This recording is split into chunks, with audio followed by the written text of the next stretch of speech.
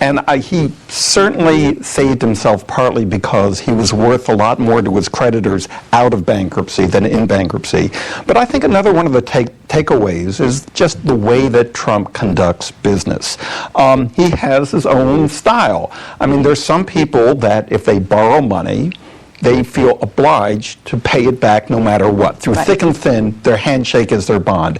Trump's view was somewhat different. I mean, his view was, if I owe people money, especially in a tough time like this when my back is on the rope, I'll do what I can to not have to pay 100 cents on the dollar, to get out and not have to pay everything that I owe. That was his style, and it was effective. Very interesting. It was indeed. Peter Grant, thank you so much for that great piece. You're welcome. Okay.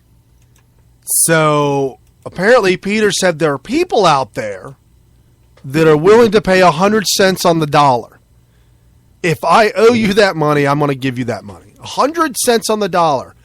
Well, I don't want to burst anybody's bubble out there, but I'm going to tell you right now, that person's stupid. I know you're not supposed to say stupid. Tell my kids, don't say stupid. You can't say stupid. However, if you are out there in the business world and you tell the bank that wants to negotiate your bankruptcy with you, you're negotiating the resettlement, restructuring of your debt, and the bank says, yeah, we want 100%, and you say, oh, okay, but I thought we were restructuring this. Yeah, we're restructuring at 100%. Well, but that doesn't seem that's what it is. And if you go along with it, you get what you deserve, man. Come on. Just like when you go to a hotel. Folks, if you don't do this, you should start doing this.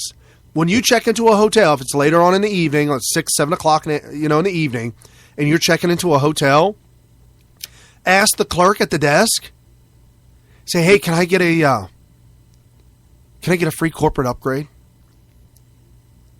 And what's the chance of me getting a corporate upgrade? It doesn't happen all the time, no.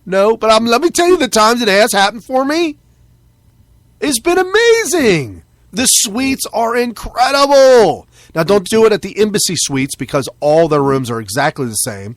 However, you could probably negotiate for a better view, if you will. So Embassy Suites, they're all suites. And you might be able to negotiate a better view or maybe a larger patio. However, if you go to an average hotel, just ask them for a corporate upgrade. A corporate upgrade? Well, Brian, I don't have a corporation. I know. Neither do I. Not right. Well, I mean, Smith Radio, but I'm not on corporate travel. They don't know. Nobody's going to be sleeping in that room anyways. That's going to be an open room. So just ask them. They just might do it. And if you do rental cars, oh my goodness, rental cars are the best.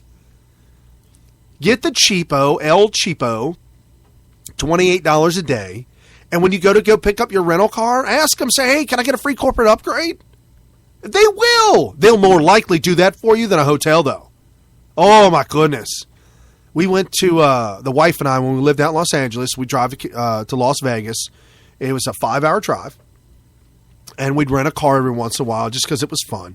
So I went to Enterprise Rental Car, and I had already booked it. I set it up. It's like a $38, $35 a day rental car. And I asked the lady, I said, hey, can I get a free corporate upgrade? She said, corporate upgrade? I'm like, yeah. Can you hook me up? Can you take care of me? I mean, I had a rapport built with her. We were talking. It was all, I related to her. She related to me. So there was a rapport built. And she said, is this business? I said, yeah, we're going to Las Vegas. She said to me, is this business? I said, yes, we're going to Las Vegas. It's the old answer the question you wish she would have asked, not the one she asked. So this is not crooked, folks. I'm not trying to be mean or evil. This is negotiations. This is the sale. In every conversation, there's a sale. Either you sell them on what your idea or they sell you on their idea. There's always a sale. So ABC, always be closing, always be shutting down the sale. It gets fun. It really does. And so she said, well, the next car up, I really don't have anything. Well, I've got this one. I mean, it's kind of 2 steps up, but I mean, it's not rented. It's corporate upgrade. Okay, so she gave us the Cadillac STS high-end, fully loaded sports edition, if you will. It was just amazing. I mean, it's like $55 a day type of car, and we were paying $35. Whatever. Nobody was going to rent it. So they gave it to me for 2 days. It was amazing. Only way I'm able to tell you this story is because I negotiated that with them. Negotiations. I mean, if you could call up, say look at one of your bills, or even say your house. If you don't own a house, think about your car when I tell this story. Your house. If you could call the bank up and ask the bank, hey, I know I owe you $100,000 left on this house. I know that. I owe you $100,000. And the bank says, yeah, $100,000 plus interest. And you said to them, hey, can I pay you $50,000 instead of $100,000? And they came back and said, no, absolutely not. But we'll take $75,000. What is that? What is it called? Negotiations. What is that? Why is that a bad thing? That's a good thing. That's capitalism. If you two agree upon that and the bank agrees to give you a deal, speaking about that, do this. Try this trick. This is a good, I say trick. Sorry about that. Slip of the tongue. This is a good strategy. Once or twice a month, once or twice a quarter. So every 2 months maybe.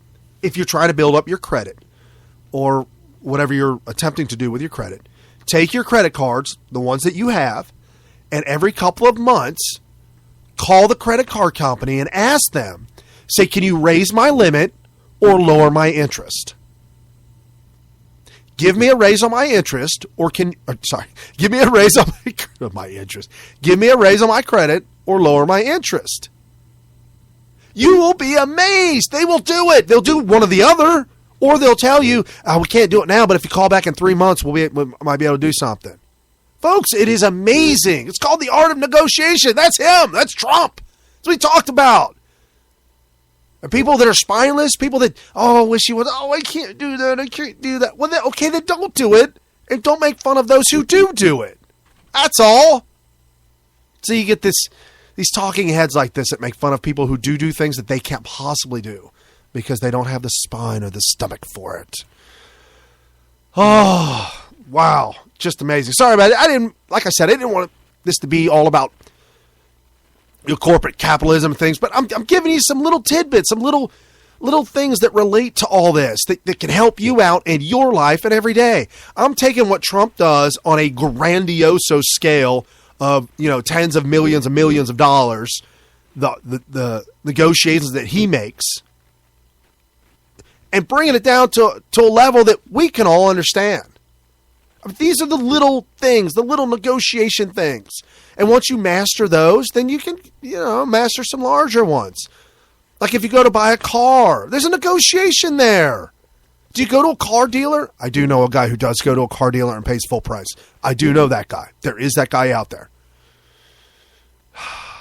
Yeah, he's out there. But when I go to a car dealership, buy a car, I'm going to negotiate the price. I'm not going to pay full price. Negotiate the price on a house. Don't pay full price. And don't hate on people who do not pay full price. If you pay full price, that's your baby. Don't hate on people who don't pay full price, who have the ability to negotiate. Okay. Anyway, so there was a rally Friday night. I like to do things, bring up articles and topics on things on Friday because a lot of times the media will miss it. Well, the media didn't miss this one, and boy, they're coming out. They're like, yeah, we got one. Oh, it's on Friday? Well, we got to do everything we can to get this out there. Oh, we got to feed the people. So, South Carolina, Friday night, Anderson Cooper on CNN, he had a reporter on the scene talking about a peaceful Muslim at a Trump rally. It was a peaceful protest, or a silent protest, if you will. And this is what Anderson Cooper and his guy on the ground. Well, I don't know where that clip would be at. Come on, Mr. Producer. Where are we at with this? Oh, Lord. Okay, folks. We've got to get this together. Ooh, that's not it. Oh, wow. Okay, here it is. No, it's 1C, not 1B. Okay. Sorry, and I'm looking right at it. Okay. Here we go. Anderson Cooper for go. This is an unusual situation here in Rock Hill, South Carolina tonight. A 56-year-old flight attendant who is a Muslim who lives in Charlotte. We spoke to her before the rally. She stood up during the rally when Donald Trump was talking about Syrian refugees. She was not saying anything. It was a moment of relative silence. And then suddenly some people in the crowd around her sort of turned on her.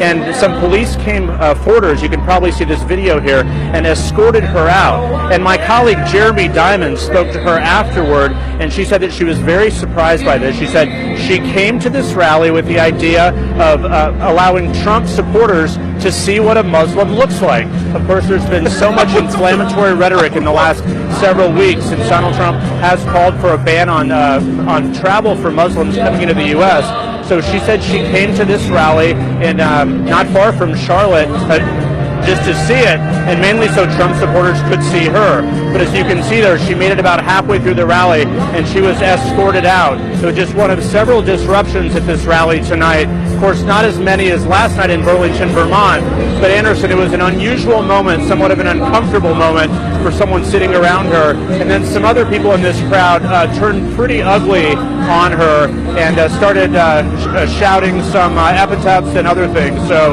just one slice of an otherwise pretty boisterous Donald Trump rally here in Rock Hill, South Carolina. Anderson? All right. Okay, is it me or is it just really odd that as they're doing this piece, you have in the background Elton John, Rocket Man? It's just so strange. Muslims, rockets, bombs, things like that. I don't know. But Rocket Man doesn't mean a bomb, but anyways, I digress. So, okay, let's break this down. Let's pick this apart. Okay, he claims that he spoke to her before the rally. Did he speak to her before the rally at CNN headquarters where they were getting her dressed up and prepping her for the show? Did they deliver her there? Okay, I know, it's just speculation. I'm just going to get, okay. Anyways, so he talked to her before the show. I don't know how he found her. I don't know what. Would you just find? Well, she was dressed like a Muslim, if you will, the full garb with the head wrap and all that stuff, which might seem unusual at a Trump rally in South Carolina. I don't know how many what the Muslim community is there in South Carolina that actually wear the headdress and the wrap, but it was her and a man standing right next to her. And while everybody was sitting down and listening to Trump, everybody was sitting, and Trump started talking about the migration, the Syrian migration coming up from Syria into Europe, and then Obama wanting to bring hundreds of thousands of Syrian refugees to America, which cannot be vetted out. We don't know who these people are. We'll never know who they are. There's no system, there's no government, there's no records, there's no way to go back to find out who these people are. So, while he's going through all of that, she and the man that's with her that looks Muslim, he's a dark-skinned man, both of them are standing up in the middle of the crowd on the stands, so they're blocking people's views from behind them. And the people in front of them, that's uncomfortable knowing the person behind you is standing up. So people are surely going to yell, sit down. Sit down. Get out of here. I probably would. So he claims that the crowd turned on her. It was a peaceful protest. Hey, I just wanted them to know what Muslims look like. And her shirt read, I'm Muslim, we come in peace. What? Pieces? Because of the bomb, we come in pieces? What are you talking about? We come in peace. Why would you do that? You would do that because you